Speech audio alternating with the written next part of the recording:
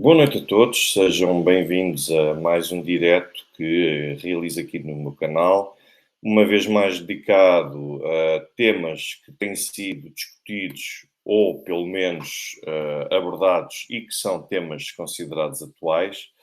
Hoje temos então mais do que um tema que acaba por ser extremamente importante e acabam por estar os dois, de certa forma, como que relacionados. Bom, a primeira está relacionada naturalmente com os eventuais progressos no terreno, quer pelo lado ucraniano ou pelo lado russo, e também, por outro lado, podemos também abordar a questão das bombas de fragmentação que Joe Biden já prometeu vir a fornecer e a ceder ao lado ucraniano. Portanto, logo por aí, tudo isto é extremamente interessante de analisar e de compreender a forma como as coisas acabam por estar ou não relacionadas. Portanto, e eu, a partir daqui, gostaria só de sugerir a cada um de vocês para que pudesse, de certa forma, ir pondo o gosto, ir pondo o like, era extremamente importante, ajuda a promover o canal, ajuda a difundi-lo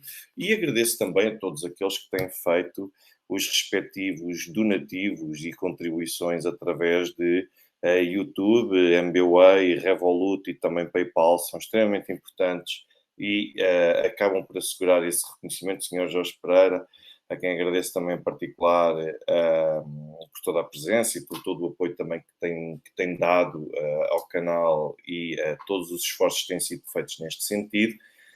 Depois eu sei também que temos aqui alguém do Japão, o Sr. Norio Hidema, que me diz bom dia. Claro, naturalmente, no Japão já é dia. Mando um abraço naturalmente para o Japão, um país que eu adoro, que conheço bem. Tenho a felicidade de conhecer, de ter ido até mais do que uma vez, e por mim ia muitas mais, porque o Japão é um país tremendo, um país fantástico. E de facto acho que tem muita sorte por viver nesse sítio, mas ainda assim o Japão acho que não é para qualquer perfil.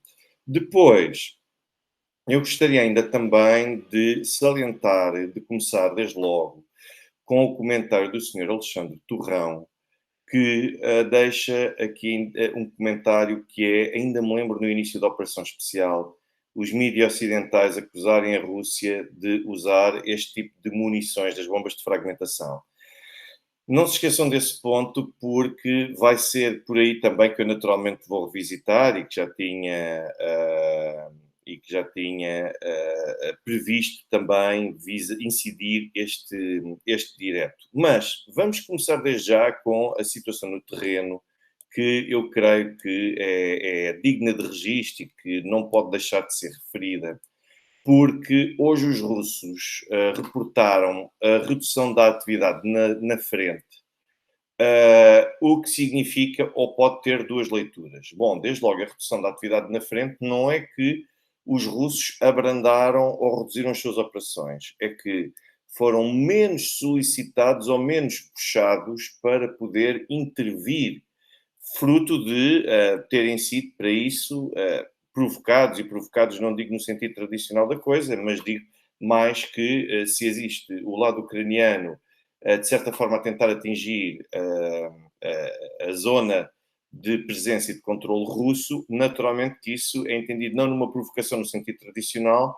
mas como numa forma de despertar ou de estimular na outra parte uma reação que obrigue essa parte a reagir, sem se limitar apenas a esperar que o inimigo reaja ou que tenha uma determinada reação.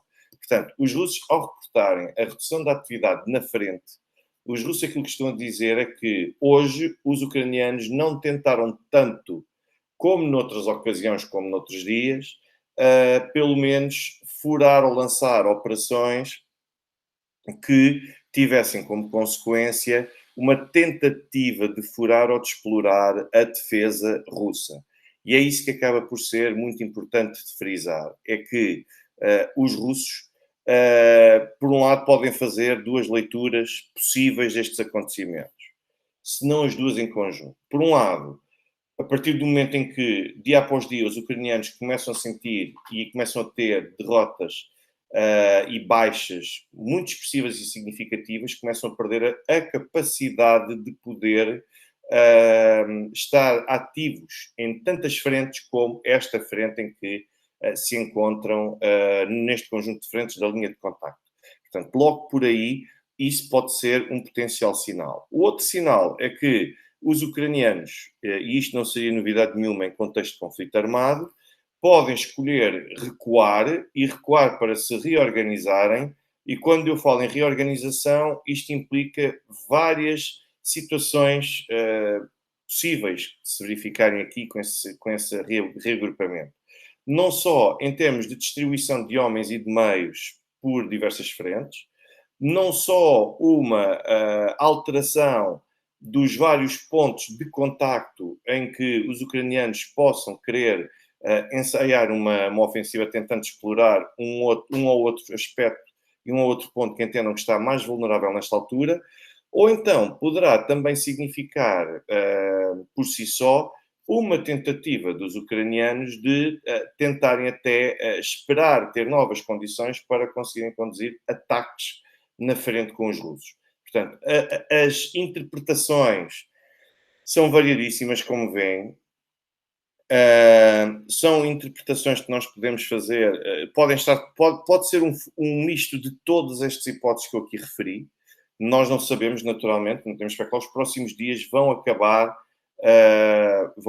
por ser suficientes para nos poder ajudar a perceber. No entanto, o que eu gostaria de frisar é que os ucranianos, surgiu uma notícia que eu, aliás, vou partilhar convosco, que é extremamente interessante, que não sei se os meios de comunicação social nacionais se a transmitiram ou não. Deixem-me ver como é que eu vou partilhar isto agora convosco, porque acho extremamente importante que vocês consigam ver esta notícia que eu não sei se passou cá em Portugal, mas a verdade é que pelo menos foi veiculada por um meio de comunicação social britânico.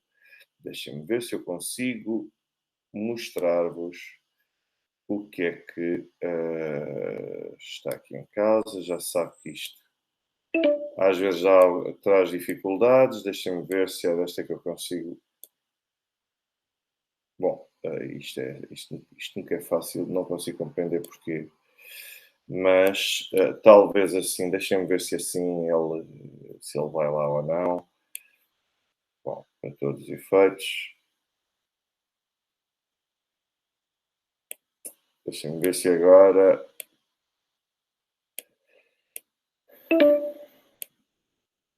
E às vezes isto acaba por dar estes problemas. Coisas que. Finalmente. Então, eu vou partilhar este link convosco para vocês verem. Vocês podem ver que o meio de comunicação é o Daily Express do Reino Unido. E vejam que. Pois, deixem-me ver se. Isto é publicidade que nunca mais acaba, naturalmente, já sabemos como é que estas coisas são, mas o que mais importa relevar aqui, ou pelo menos dar mais valor aqui, é para esta notícia que diz, vejam bem o título dessa notícia, a guerra na Ucrânia não pode ser vencida no campo de batalha, diz aqui, pelo menos este título do Daily Express, e quem comunica isto são os soldados ucranianos, porque temem que as defesas sejam barreiras impenetráveis. É assim que eles dizem. Reparem que isto foi publicado hoje, às 10h40 da manhã, Reino Unido, sendo que não podemos esquecer que temos o nosso horário face ao Reino Unido, portanto é praticamente o mesmo. Não sei se foi publicado também às 10 da manhã de Portugal, não sei se deram essa notícia ou não, mas a verdade é que ele está aqui na imprensa do Reino Unido, com algum detalhe, e nós encontramos aqui a notícia que nos diz que os soldados e observadores ucranianos começaram, de uma forma pública e aberta, a duvidar da probabilidade de poderem ter algum tipo de desbloquear das ações militares contra a Rússia no campo de batalha, desde logo por causa do crescente número de baixas que são causadas pela contraofensiva ucraniana. E depois continua. Elevadas perdas perdas expressivas no campo de batalha têm deixado alguns deles a perguntar se a Rússia, se as defesas, as linhas de defesa que foram preparadas pela Rússia, se podem ser verdadeiramente penetradas ou realisticamente penetradas e perfuradas, ou se, pelo contrário, são barreiras impenetráveis. Reparem que, uma vez mais, nós temos aqui o reconhecimento das elevadas perdas. É certo que o presidente Zelensky tinha dito que iria haver perdas e que iria haver muitas perdas, mas a forma como as coisas estão a ser anunciadas é sempre a dar enfoque nas alegadas perdas russas. Está-se a evitar falar nas perdas ucranianas, que essas sim são aquelas que são, comparativamente com os números russos, são números verdadeiramente elevados e lá está, às tantas começa a ser difícil de esconder no Ocidente. E depois vejam que continuam aqui as informações e esta posição para dizer que existem muitos soldados e profissionais que discordam veementemente, alegando que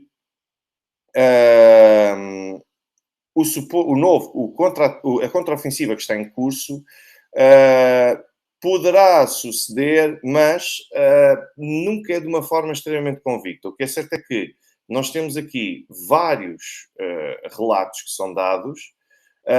Lá está, aquela da propaganda ucraniana a dizer que na fase inicial da operação as coisas estão a correr como planeado. Não consigo perceber como é que pode ser.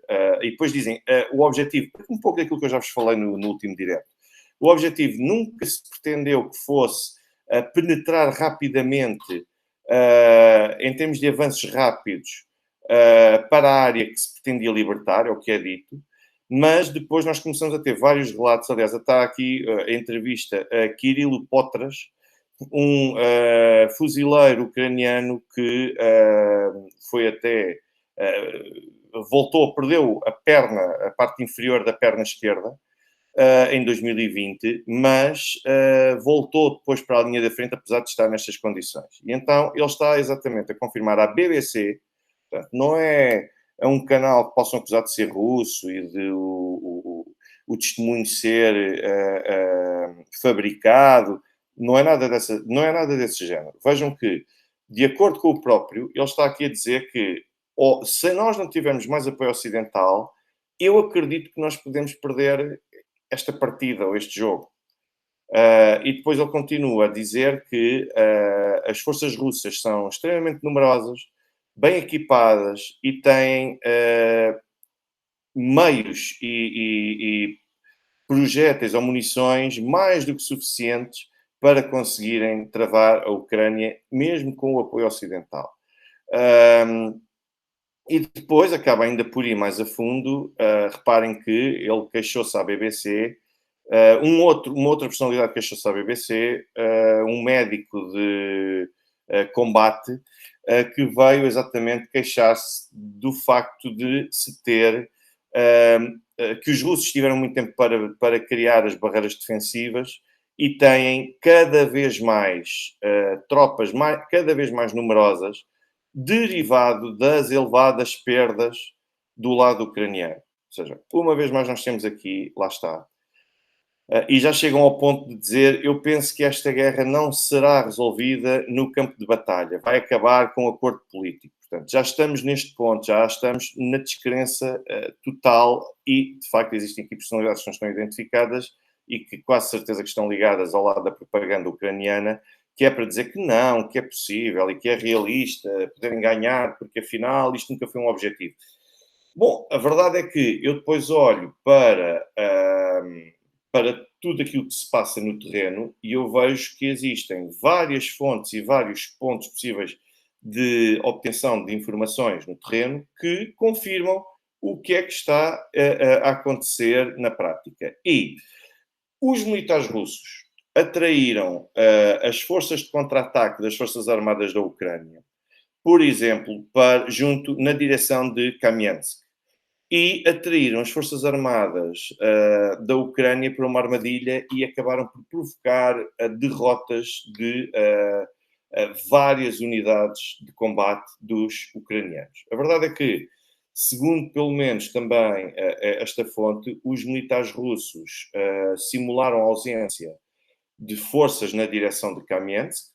Portanto, basicamente, tentaram criar a expectativa e a ilusão no lado ucraniano de que não tinham forças suficientes para motivá-los a conduzir um ataque, porque seria uma aparente situação de superioridade, e a verdade é que conseguiram atrair as Forças Armadas da Ucrânia para uma emboscada. E, apesar de tudo, acabaram por derrotar as forças ucranianas que estavam em número superior, porque aquilo que depois nós também vemos é que, no contexto das tentativas que foram desencadeadas pelo exército ucraniano para lançar ofensivas, uma ofensiva no distrito de Vasilievsky, na região de Zaporozhye, os militares russos acabaram, uma vez mais também, por usar táticas ilusórias, enganadoras, portanto, como quiserem chamar, e acabaram por derrotar as forças de contra-ataque dos ucranianos. E isto ficou basicamente conhecido porque foi filmado. Eu tenho um vídeo dessa intervenção. Os militares russos acabaram por simular, uma vez mais, essa ausência de forças, e quando os ucranianos tentaram repostar, as tropas ucranianas descobriram e perceberam que afinal acabaram por ficar presas e cercadas por uma bola de fogo, por assim dizer, e acabaram por recuar, mas com enormes perdas, porque foram completamente dizimados.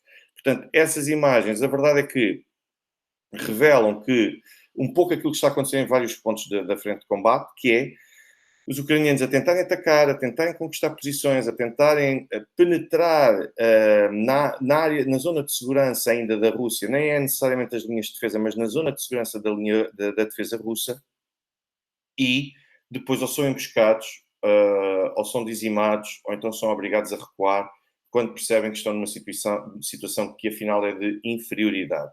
E a verdade é que as Forças Armadas da Ucrânia, isto reflete um pouco aquilo que está a acontecer, acabam por perder várias unidades nestas incursões e depois acabam por ser forçadas a recuar para o ponto de origem sem conseguirem provocar qualquer tipo de avanço ou de progresso, sem qualquer resultado visível, por assim dizer.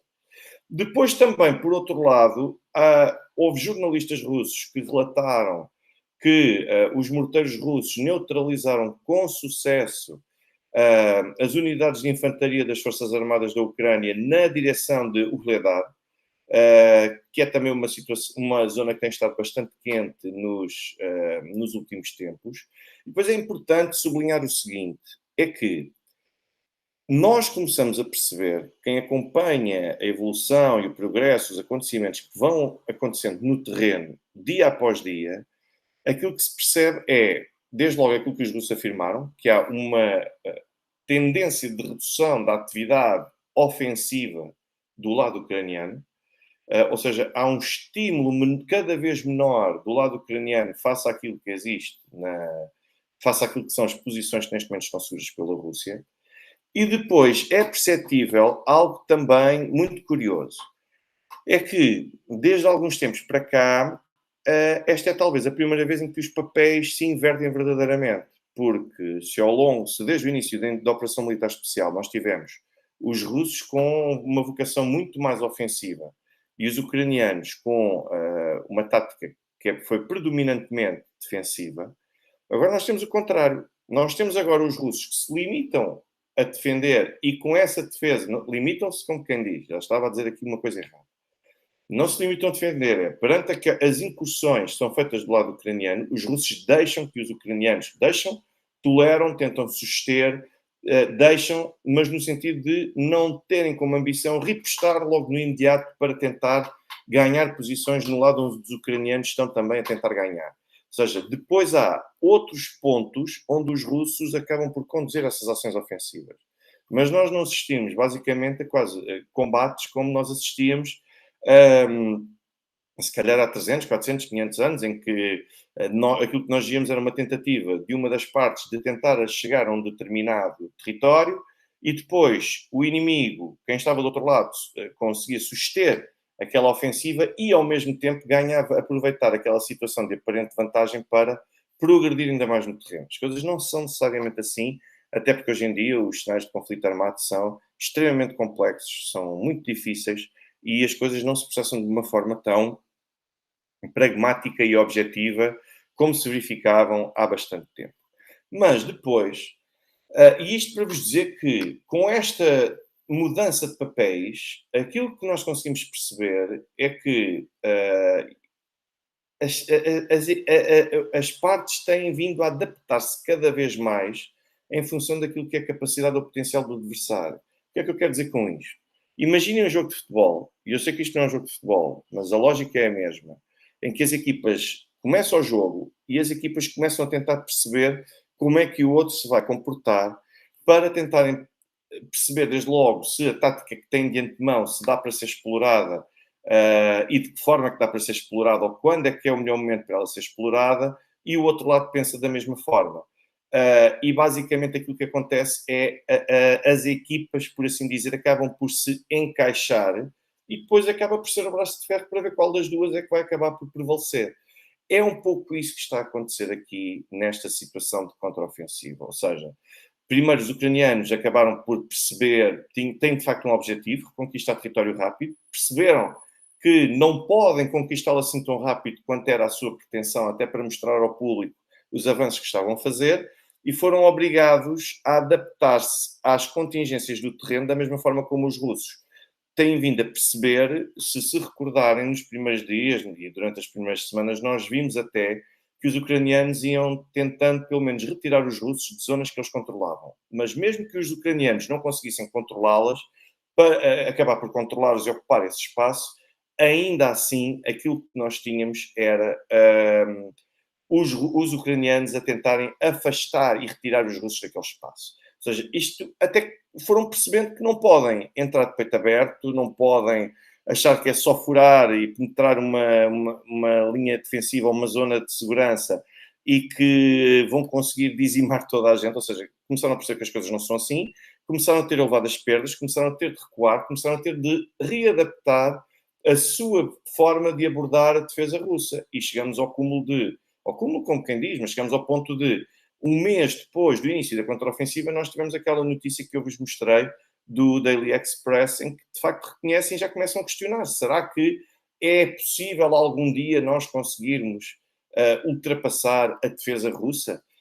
Portanto, já chegou um pouco, lá está, faz lembrar um pouco como no jogo de futebol, em que as duas equipas acabam por encaixar uma na outra, tentar perceber a tática uma da outra, qual é que é o desempenho dos jogadores, quais são as vulnerabilidades, e depois há uma que percebe que, se calhar, por um lado, é melhor tentar assumir uma vocação mais defensiva para evitar, para tentar levar pelo menos dali o empate, ou se perder, a não perder por muitos, enquanto a outra vai percebendo se de facto deve deixar que o outro lado se canse, se esgote, para depois poder aproveitar a oportunidade. E é um pouco isso que está aqui a haver, portanto, é isso que está aqui a acontecer. E os ucranianos foram obrigados a perceber isso. Os russos também já começam a estar cada vez mais adaptados à tática, às táticas e à forma de abordar esta contraofensiva dos ucranianos, o que significa que os russos agora, não é por acaso que nos últimos tempos se tem assistido a cada vez menos notícias do lado ucraniano a reclamar a progressão de, isto parece quase, lá está um jogo de futebol americano ou de rugby, mas parece quase que está a falar em jardas. Às vezes eu quando vejo as notícias do lado ucraniano, tenho dúvidas se estamos a falar de um conflito armado ou se estamos a falar de um jogo de rugby, porque a noção que fica é, já avançámos mais 2 km, já avançámos mais 700 metros, e isto parece um pouco até chegar à linha do touchdown para poder fazer o ensaio, parece que vão conquistando jardas cada vez mais por ali fora. Portanto, é um pouco essa a ideia que fica de quando soube o lado ucraniano. E isto, lá está, ou seja, nós já não ouvimos tanto essas notícias. Embora em Bakhmut a situação, Artyomovsk, a situação esteja de facto muito acesa, muito intensa, está a ser bastante duro para o lado russo. O lado ucraniano também está a ser extremamente desafiado para conseguir penetrar na área de Artyomovsk-Bakhmut. e de facto, em termos de zona de segurança plantada ou colocada pela defesa russa, essa está agora a ser posta à prova e os ucranianos, embora não tendo um grau de sucesso, que se calhar seria aquele que era o pretendido por esta hora, na frente de Bakhmut Artyomovsk, os ucranianos também não estão propriamente a ser mal sucedidos, só que lá está, isto não é só avançar por ali fora, aliás, nem sequer conseguem avançar em muitas partes. Os russos recuperaram, pelo menos nos últimos dias, um conjunto de posições um pouco por toda a linha de contacto, que de onde tinham sido expulsos pelos ucranianos, ou seja, não é que os ucranianos tivessem conquistado aquelas zonas, mas lá está. É aquilo que eu estou farto de dizer. Aquelas zonas ficam muitas vezes transformadas em zonas cinzentas. E ao serem zonas cinzentas, quer dizer que são zonas que estão sob disputa, mas que uma das partes deixa de poder reclamar o controle total e efetivo sobre aquela zona. E os russos têm vindo a recuperar um conjunto dessas áreas nos últimos dias, o que, uma vez mais, aponta para a perda de potencial e de capacidade dos ucranianos e para uma crescente adaptação dos russos àquilo que os espera do lado ucraniano. Ou seja, uma vez mais, os russos acabam por se posicionar em vantagem e por estar num contexto de conflito armado que mais favorece aquilo que são as pretensões russas. Que é de perceberem que é o inimigo ucraniano que tem de atacar, é o inimigo ucraniano que tem de ter a primazia e a iniciativa, e é o inimigo que acaba por se ter de se expor mais logo por ter uma maior probabilidade de sofrer perdas duríssimas. E não podemos deixar de esquecer que estamos a falar de vidas humanas. Há pessoas que estão aqui a lutar pelo seu país, mas que não têm qualquer tipo de animosidade contra os russos, contra qualquer tipo de povo, simplesmente estão a lutar pelo seu país. Há muitos até que estão a ser obrigados. Portanto, eu acho também que é muito importante nós termos aqui alguma sensibilidade para aquilo que está a acontecer, porque eu estou a estabelecer aqui exemplos como se fossem equipas de futebol num jogo, mas isto está longe, bastante longe mesmo de ser um jogo de futebol. Isto não é um jogo de futebol. Estamos a falar de vidas humanas.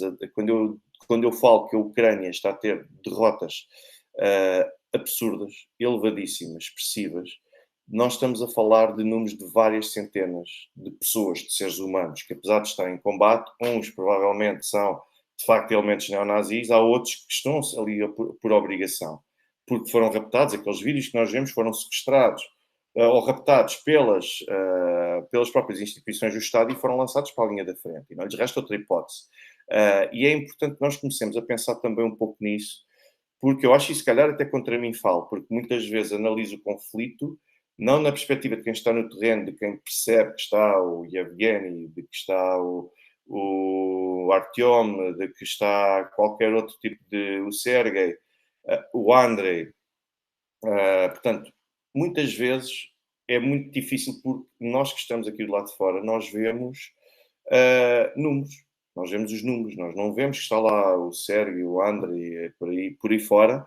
Tem também mulher, tem filhos, tem pais, tem tudo, e alguns dos quais obrigados. É assim, quando se fala de nazis ou de outros que não sendo neonazis, mas que têm, que estão ali com uma motivação simplesmente inspirada pelo ódio, eu estou a excluir essas pessoas desta minha equação. Pessoas que têm como mera ambição matar russos, torturar russos, atacar a população civil e tudo mais, excluam isso. Agora, o que eu digo é que tenham atenção que no meio disto tudo há pessoas que vão para lá na perspectiva de defender o seu país porque alguém lhes vendeu uma doutrina específica de que têm de o fazer, mas não têm necessariamente um ódio para com quem está do outro lado, simplesmente é com aquele lado que estão a combater e aquele lado que têm de derrotar, e temos os outros que estão ali totalmente contrariados e que são obrigados a ir. Portanto, eu acho que nós temos de pensar que estamos a falar de vidas humanas também neste contexto. Estamos a falar de pessoas que ainda hoje eu estava a ver, por exemplo, o testemunho de Fyodor Miranchuk, que é um ucraniano prisioneiro de guerra que falou e que foi publicado pelos meios de comunicação do Ministério da Defesa russo, foi constituído prisioneiro de guerra, e ele falou sobre as perdas que as tropas ucranianas estão a ter no terreno. O Ministério da Defesa da Rússia publicou, de facto, estas imagens. Eu posso também tentar depois partilhar o link para vocês, quem quiser, para poder e perceber, para conseguir ver as declarações dele. E ele às tantas diz qualquer coisa como foram imensas perdas, foram perdas absurdas, loucas, qualquer mesmas coisas nestes termos, e depois ele diz, os comandantes não sabiam lutar, eles só nos mandavam a nós ir procurar carne russa. Disse o Miranchuk, que utilizou mesmo esta expressão. E depois, por outro lado, ele também veio dizer e veio denunciar que os comandantes ucranianos demonstram uma tremenda incapacidade e inconsistência nas operações de combate, no sentido de alterar abordagens repentinamente e mudar não táticas no seu todo, mas formas de abordar aquilo que está acontecendo no terreno de forma completamente inconsistente e quase por impulso. E ele próprio associa isto à perda de perdas humanas significativas do lado ucraniano. E Emiranchuk também acaba depois por referir um aspecto muito, muito peculiar, porque ele basicamente veio dizer, veio contar a forma como ele foi capturado pelas forças russas. E a primeira coisa que ele disse foi que o comandante da sua unidade, o comando da sua unidade, desertou, desapareceu, deixou-os sozinhos, cada um à sua sorte, e foi assim que os russos apareceram, e lá está, podiam tê-los dizimado, podiam ter feito qualquer coisa, não o fizeram, e recolheram-nos enquanto prisioneiros de guerra. Portanto, como veem, há aqui um lado que é impossível de transmitir, por vezes é impossível de transmitir, mas em que há, de parte a parte, também alguma consternação, alguma misericórdia, alguma noção de humanidade de que as pessoas que se estão a render, que são naturalmente também pessoas, e depois temos aquelas atrocidades todas que nós já vimos, sobretudo por parte dos ucranianos, ligados à forma como têm abordado elementos russos que se renderam, sem sombra de dúvida, não estou a esquecer isso. Mas depois, este próprio senhor Miranchuk, ele até veio sublinhar os métodos específicos que eram usados pelos comandos ucranianos, na altura em que ele ainda, até quando ele lá esteve, para poder manter a disciplina dos soldados nas fileiras da frente. E então, basicamente, estão presentes unidades da Guarda Nacional, cuja tarefa, basicamente, é atirar em qualquer um que tente fugir, tente abandonar também as hostilidades. Isto é uma realidade que não há muito por onde fugir, isto é extremamente complicado, a pessoa lê isto e, quer dizer, a pessoa fica basicamente, sem grande reação quando começa a ver uma coisa destas, porque percebemos que estas pessoas também, lá está, muitos deles, volto a dizer, muitos deles estão contrariados, têm de ir para a linha da frente, têm de apresentar resultados, porque senão a solução é eles próprios morrerem.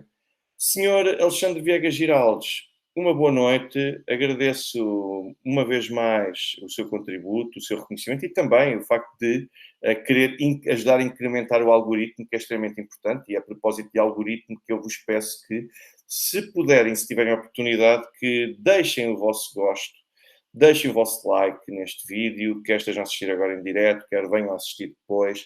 É extremamente importante para ajudar a dar impulso àquilo que aqui está. Sr. Carlos Damete, muito obrigado também pelo reconhecimento. E eu com isto entraria...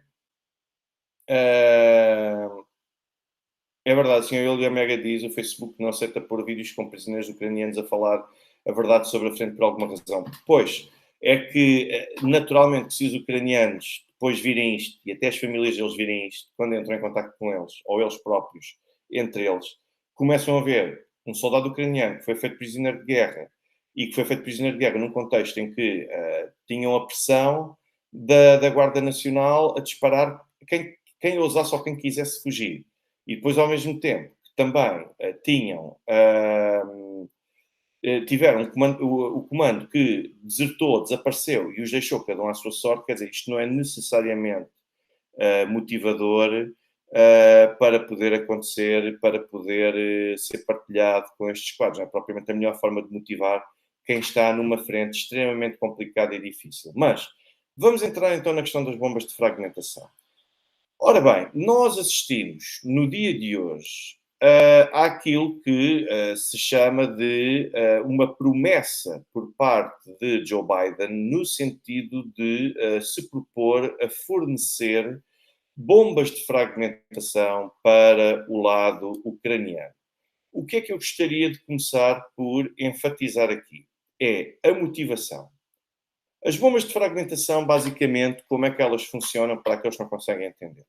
É disparado um projétil ou é disparado, basicamente, uma granada e no interior dessa granada nós temos um conjunto de bombas, de explosivos que se vão, e de minas, que se vão distribuir por um determinado perímetro. Eles rebentam ainda, muitas vezes rebentam, quando ainda estão a seguir o seu caminho, a sua rota, e distribuem-se por um conjunto por um perímetro bastante extenso e bastante amplificado. Ou seja, o que é que isto significa? Que não é algo do qual possa haver um verdadeiro controle do princípio ao fim sobre, por parte de quem os utiliza e de quem os dispara. Quem os dispara sabe que à partida vai haver um determinado perímetro onde aquilo é expectável que venha a cair. Mas nunca sabe necessariamente se vai chegar a civis, se vai chegar a militares, ou seja, espera-se que seja a militares. E isto por si só é um método de beligerância que pode ser considerado um método insidioso. Porquê? O que é que pode depender? Depende desde logo da dimensão do projétil. Depois, depende também das munições, depende da dimensão das munições. E depois depende daquilo que se entende como sendo os explosivos que nunca acabam por explodir. No caso, ou seja, em cerca de 100, há algumas que, 100 ou 200, dependendo da quantidade que guardarem no seu interior, se falarmos de 10 a 20%, em 100 nós já estamos a falar de 20 minas ou de 20 explosivos que não são acionados e que não rebentam. O que quer dizer que, mesmo que não rebentem naquela altura, para o futuro podem sempre constituir um perigo para aquela população e podem fazer com que um terreno seja inabitável. E o partido, porquê? Porque é inabitável e até mesmo impróprio para a exploração agrícola. Porque nunca sabe quando é que se vai encontrar uma mina ou quando é que se vai cruzar com uma mina um dia destes, não é? E quando é que ela vai explodir. Portanto, é por aí que existe essa abordagem. As dos Estados Unidos têm uma particularidade. É que os Estados Unidos tinham lançado uma estimativa de que teriam, ou seja, é aquilo que é chamado de a percentagem de fracasso, por assim dizer, que eles próprios acabavam por calcular. E então, a expectativa era de que 2 a 5% pudesse ser a taxa de explosivos que não rebentariam logo naquele instante. Mas a verdade é que já existem alguns estudos. Aliás, eu até vos mostro aqui o link. Eu vou partilhar convosco o link para vocês verem o que é que está aqui, uma vez mais, em causa. Porque foi o próprio Serviço de Investigação do Congresso que veio denunciar aquilo que estava aqui em causa. Deixem-me ver se eu consigo mostrar-vos. Ou seja, em que é reconhecido pelo Congresso. Ou seja, para vocês conseguirem perceber, para já, estas munições de 155 milímetros que foram prometidas por Joe Biden têm um contexto para estarem a ser fornecidas agora. É que, de acordo com notícias que têm sido veiculadas, tanto os Estados Unidos como os países, os aliados membros dos países da NATO, esgotaram o seu estoque que têm para munições de 155 milímetros. O que, para todos os efeitos, significa que nós estamos, de facto, a Rússia está a ser bem sucedida no sentido de estar a desarmar a NATO.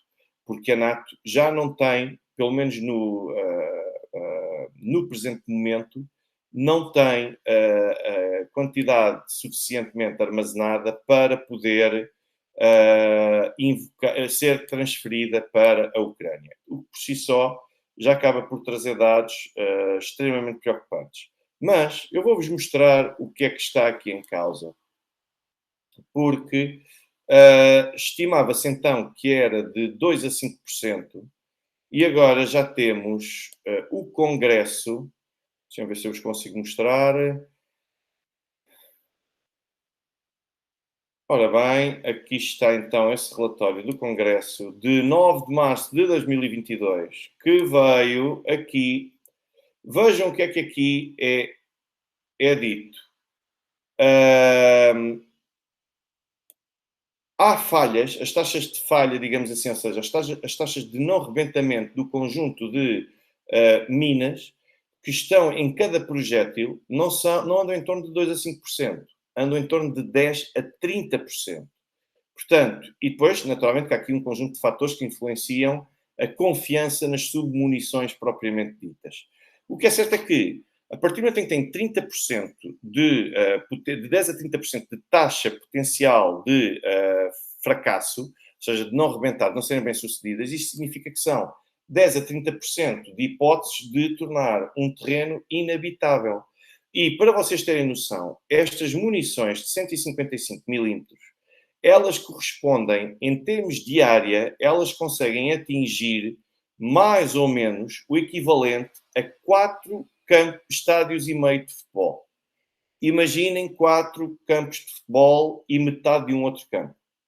É essa área onde podem ser distribuídas estas minas ou submunições destas munições com bombas de fragmentação. Esse é um problema, porque nunca se sabe onde é que efetivamente elas vão cair, contra quem é que elas vão ser atingidas, e é por isso, e aqui o Sr. João Fontes diz algo que eu também já o li, lá está, eu não sou naturalmente um entendido em armamento, portanto, mas eu já li isto em várias fontes que são entendidas nisso, que as hiperbáricas são bem mais eficazes. O que, de acordo com base naquilo que eu li, são naturalmente bem mais eficazes. Mas reparem numa coisa, é que há aqui um outro pormenor que nós temos de ter atenção. É ou não um crime de guerra o facto de nós termos aqui, estarmos a falar de bombas de fragmentação? Ora bem, não é necessariamente um crime de guerra. E porquê é que não é necessariamente um crime de guerra? E a resposta que eu posso dar é o depende. Depende, porque depende do tipo de munição e do tipo de calibre que cada uma destas munições tiver. Porque se forem munições, lá está, como este, de 155 milímetros, que tem dezenas e dezenas e dezenas de minas e um grau de fracasso significativo, nós estamos a falar daquilo que já poderá ser considerado um crime de guerra por prática insidiosa. Ou seja, é o chamado crime insidioso. O que é que isso significa? É um crime traiçoeiro, porque, na verdade, se não se consegue controlar de forma minimamente exata e com um grau tremendamente elevado de eficácia, o tipo de munições que nós temos ou de projéteis que nós temos, nós estamos proibidos, no contexto do direito internacional humanitário, do direito da guerra, de poder utilizar aqueles meios. Porque podem revelar-se meios extremamente perniciosos, não para quem os dispara, para quem os usa, mas para o local onde eles acabarão por ir ter. Porque podem fazer inúmeras vítimas civis e, como eu referi, podem tornar o território inabitável, podem causar dor e sofrimento e agonia extremamente desnecessários, e é por isso que é preciso, o calibre em si é extremamente importante para conseguir perceber se poderemos estar perante uma prática insidiosa. Quando nós temos um relatório do Congresso dos Estados Unidos a reconhecer oficialmente que é frequente serem relatadas taxas de falha, digamos assim, em torno dos 10 a 30%, nós estamos a falar de margens significativas. Porque mesmo 2 a 5% já é bastante. Mas de 10 a 30% são números absurdos. Estamos a falar de números que podem chegar até 1/3 do conjunto de submunições.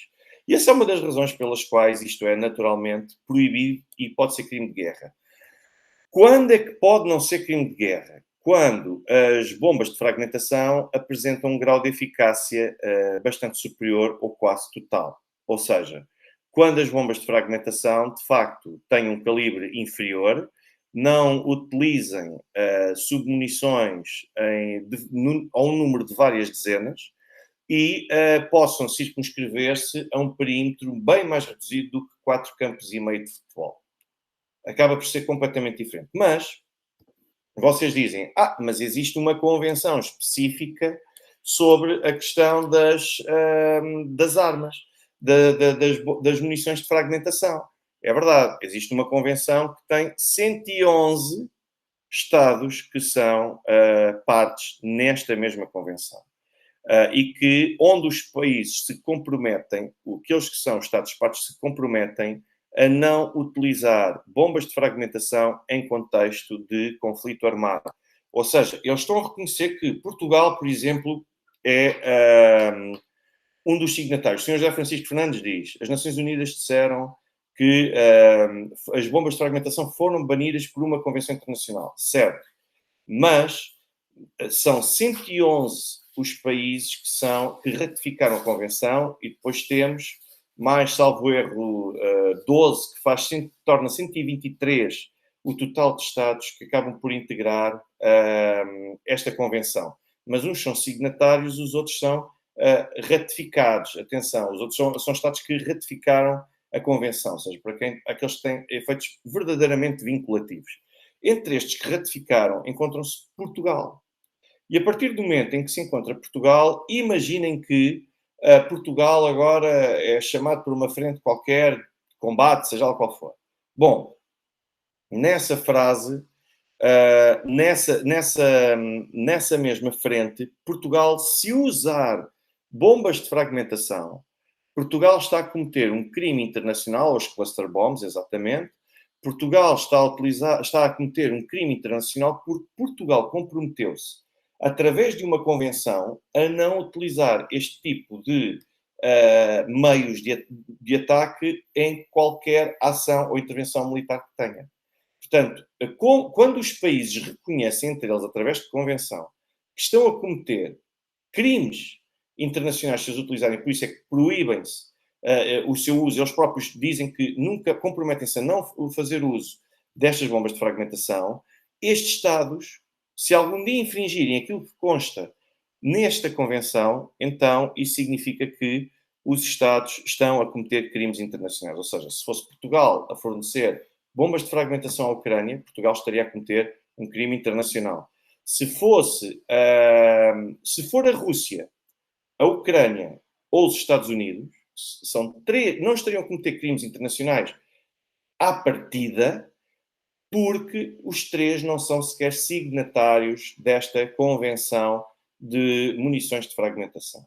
Portanto, agora, não são partes, não estão a cometer crimes com a utilização de bombas de fragmentação, mas se utilizarem bombas de fragmentação a partir de um determinado calibre, essas bombas de fragmentação podem constituir um crime de guerra. Agora, sabem o que é também igualmente engraçado, sem ter graça nenhuma, no meio de tudo isto?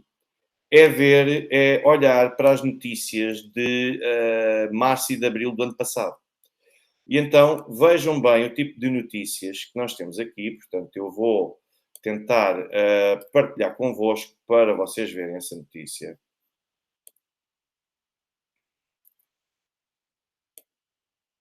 Deixem-me ver se eu consigo. Aqui está ela a abrir. Ora bem, vejam que a notícia é de 4 de março de 2022 e o título é: a NATO acusa a Rússia de usar bombas de fragmentação na Ucrânia. Portanto, muito bem, é fácil. Olha, isto agora já fechou. Eu até poderia vir aqui para tentar tornar isto aberto outra vez. A NATO, no início de março de 2022, é que veio acusar a Rússia de estar a usar bombas de fragmentação na Ucrânia. Ou seja, vieram invocar esse argumento, a própria NATO. Vejam que, pois a notícia naturalmente continua, em que houve essas denúncias de utilização de bombas de fragmentação. Não sei se aqui fala alguma coisa sobre o war crime ou coisa do género. Não, não diz, por acaso, ainda não diz, mas depois mais tarde ou mais cedo eles acabaram por invocar exatamente isso como razão, mas não é só isto. Reparem que nós temos também um conjunto de outras notícias igualmente curiosas, igualmente interessantes, e que eu acho que nós deveríamos prestar atenção e recordar, que são notícias de 2 de março do ano passado, a um passo dos crimes de guerra. Vejam esta da Renascença. Esta da Renascença é uma das boas. A Rússia estará a utilizar bombas de fragmentação e termobáricas na Ucrânia, contrariando a lei internacional humanitária. E especialistas denunciam possível crime de guerra. O Kremlin nega. Mas, claro, quem o ano passado estava nas SIC Notícias, como eu, a dizer que pode não ser crime de guerra, depende da munição, temos de provar se foi utilizado ou não, temos de perceber se isto é verosímil ou não, esta informação que nós aqui temos. Esse era pró-Rússia, era putinista. E agora quer dizer, e agora já não há ninguém, já não há especialistas que denunciem o facto de o presidente Biden estar a auxiliar a Kiev a cometer crimes de guerra, ou agora já não é crime de guerra, agora que é o lado ucraniano e que são os Estados Unidos a fornecer e que é o lado ucraniano a usar. Portanto, parece que pelos vistos isto era contrariando a lei internacional humanitária. As bombas termobáricas não contrariam a lei internacional humanitária. Quando ouvirem falar de direito internacional humanitário, é o direito da guerra, que não se confunde com o direito à guerra. Direito à guerra é o direito que um Estado pode invocar para poder, e que é válido, para poder declarar e travar a guerra contra um outro Estado. O direito da guerra, é basicamente o conjunto de regras que um Estado tem de observar a partir do momento em que já se encontra numa situação de guerra. Portanto, e aquilo que está aqui a ser dito, ou de conflito armado, aquilo que está aqui a ser dito é que a Rússia contrariou o direito internacional humanitário. Pronto, e aqui está. E agora vejam a destruição provocada por bombardeamentos russos em Kharkiv, muito bem, mas depois dizem ainda, há cada vez mais indícios, apesar de, agora vejam bem, há cada vez mais indícios, apesar de a Rússia negar, de estarem a ser utilizadas bombas de fragmentação e termobáricas em ataque. Isto, reparem, isto é o que é dito. Há cada vez mais indícios. E agora querem reparar numa coisa boa, ou interessante, ou igualmente interessante, por assim dizer, é que depois nós vimos, deixem-me ver onde é que isso está, deixem-me ver onde é que isso está, qual é que era aqui no documento. Deixa-me ver se eu consigo identificar. Aqui. Não, não é este ainda. Não, é este. Ora bem, vamos ao mesmo documento do Congresso. Aquele documento do Congresso que eu vos tinha mostrado ainda agora e em que. Bom, isto assim. Aquele documento do Congresso que eu vos tinha mostrado. Exatamente, aqui está ele. Este é o documento. Eu vou-vos mostrar para não deixar de oferecer dúvidas. Vejam que 9 de março de 2022. E agora, nós vimos aqui à página 5 e aparece aqui algo verdadeiramente interessante, que é da mesma forma que, reparem, aliás, começa aqui este parágrafo todo, que é fantástico, é delicioso. Vejam que aqui aparece, comentando vídeos que mostravam alegados usos da Rússia de bombas de fragmentação, os oficiais do Departamento Oficial de Defesa dos Estados Unidos declararam, durante uma conferência de imprensa de 1 de março de 2022, que nós vimos o mesmo vídeo que vocês viram, mas nós não conseguimos afirmar, nem conseguimos chegar à conclusão de que isto é definitivamente diz respeito ao uso de armas, de bombas de fragmentação. E depois continuam a dizer, portanto, nós não estamos em posição de confirmar o uso de bombas de fragmentação ao dia 1 de março de 2022. Bom, mas entretanto parece que a Renascença, o Observador, o Expresso, tantos outros vieram dizer que há cada vez mais indícios.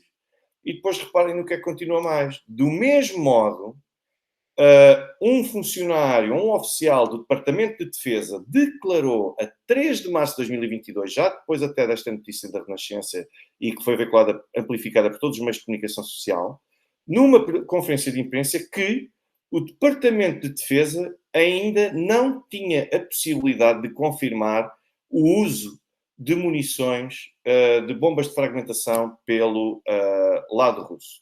Portanto, como veem, isto é dito aqui, vezes sem conta, é dito aqui pelo próprio Departamento de Defesa dos Estados Unidos, mas, no entanto, nós temos aqui simplesmente a Rádio Renascença a dizer que há cada vez mais indícios. Mas não é a única. Agora vamos pô-los todos aqui, que é para se ficar a saber verdadeiramente quem é quem. Vejam que o próximo, mais um, isto agora tem de ser Wall of Shame, que é para as pessoas perceberem como é que funciona a propaganda. O que são armas termobáricas ou bombas de fragmentação? ONGs têm alertado para a presença no terreno de equipamentos russos capazes de disparar armas termobáricas e bombas de fragmentação. Vejam o dia 2 de março de 2022. Uma vez mais. Ou seja, mais uma mentira grosseira, ainda por cima, que acaba por ser aqui sugerida. Mas isto não fica por aqui. Viram aquela do New York Times que eu já vos avancei. E agora, vejam bem também o que é dito aqui. Por exemplo, outro clássico. Também em matéria de conteúdos contra a Rússia, custa o que custar, temos de fazer sair as coisas cá para fora. Ucrânia acusada de usar bombas de fragmentação. Esta acusa a Ucrânia. Vá lá. Mas isto isto já foi de 19 de abril de 2022, que também houve esse indício. Mas calma que o observador tem aqui outro, claro. Este é anterior a isso tudo, quando depois começaram a surgir as coisas todas. Portanto, ora bem, vejam então, esta também do Observador, claro, aqui até merece uma reportagem especial. Ana Kotovics, que eu não sei quem é. Ana Mirtingo, também não sei quem é. Não sei o que é que elas percebem destas coisas. Agora, vejam bem isto. Os analistas estão de acordo que a primeira estratégia falhou. Agora, restam os bombardeamentos das cidades em força. Então, plano A falhou, russos avançam para o B. Bombardear, bombardear, bombardear, com armas secretas e mísseis hipersónicos. E depois aqui, a páginas tantas acabam por falar também nas bombas de fragmentação. Depois temos mais, também outro clássico. Vejam bem o que é que a Amnistia Internacional, que aqui acaba por ser citada pelo Jornal de Notícias, denuncia o uso de bombas de fragmentação na Ucrânia. E eu recordo que até cheguei a ter um dos debates na SIC Notícias, até foi exatamente com o Sr. Pedro Neto, que é quem dirige a Amnistia, ou quem representa a Amnistia Internacional em Portugal. E depois, o que é certo é que, e chegámos a ter até mesmo, vejam que o ataque parece ter sido realizado por forças russas que operavam nas proximidades e estão habituadas a usar armas com munições de fragmentação em áreas povoadas. Reparem que até já banalizam. Os russos estão completamente habituados a este tipo de selvageria, que é utilizar bombas de fragmentação para áreas povoadas, muito menos perto de uma escola. E eu pergunto, onde é que está a Amnistia Internacional a condenar o facto de Joe Biden ter prometido fornecer bombas de fragmentação à Ucrânia? Ainda por cima com uma particularidade, é que o orçamento, aquilo que está orçamentado e que foi entregue ao Congresso, não prevê sequer que aquele dinheiro seja gasto 1 cêntimo que seja na aquisição e no fornecimento de bombas de fragmentação. Ou seja, até Joe Biden acaba por estar a violar a própria lei dos Estados Unidos. O que é que vai acontecer? Vamos ver, mas dificilmente acontecerá alguma coisa.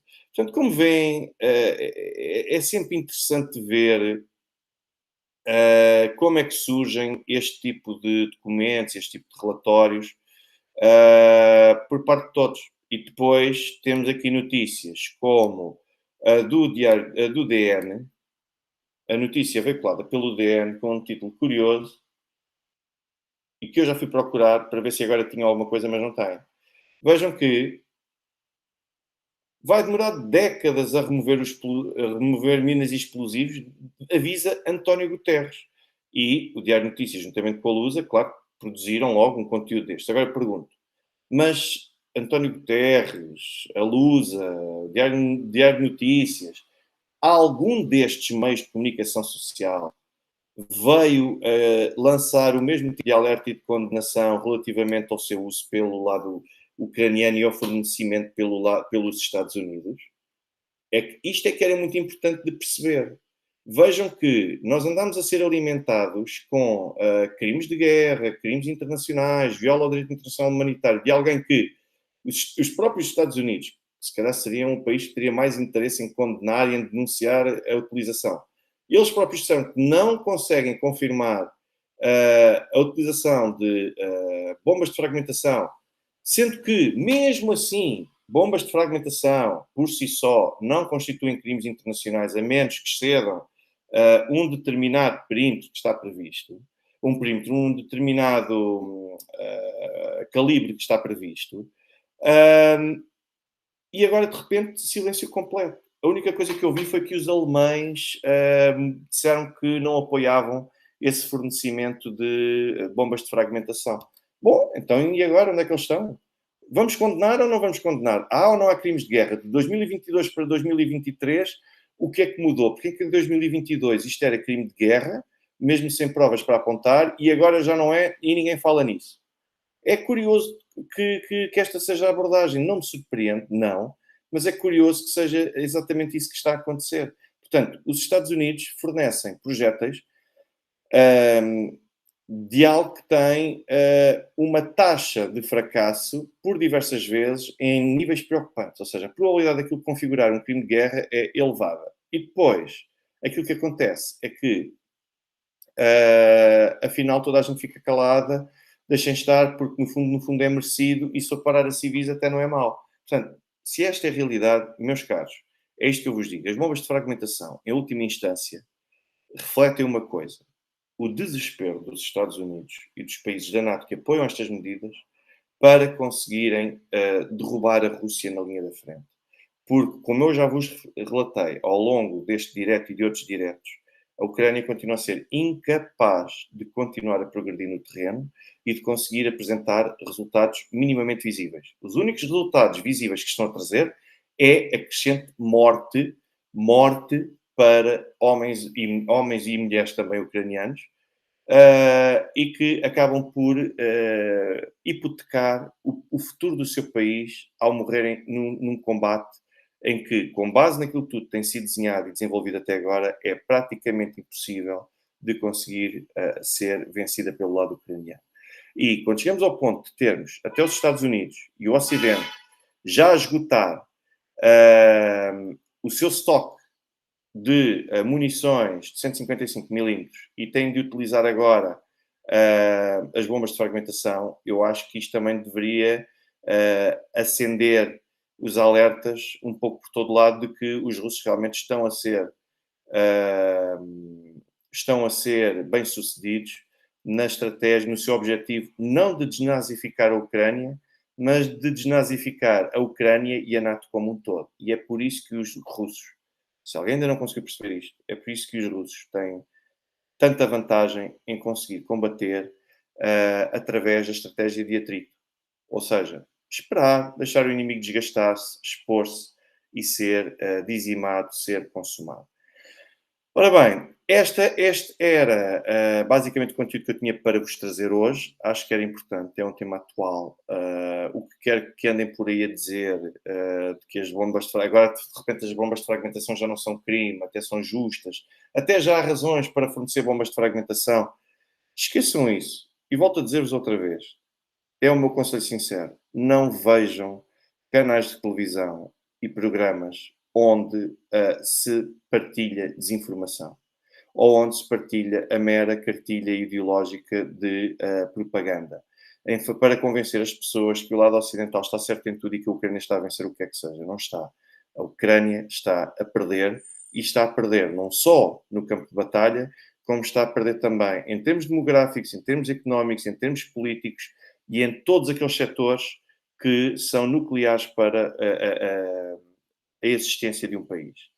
Portanto, uma vez mais, eu quero agradecer-vos a todos aqueles que fizeram as contribuições financeiras através de YouTube, MBWay, Revolut, PayPal e através também da partilha deste direto, através da partilha dos vídeos, através da partilha também.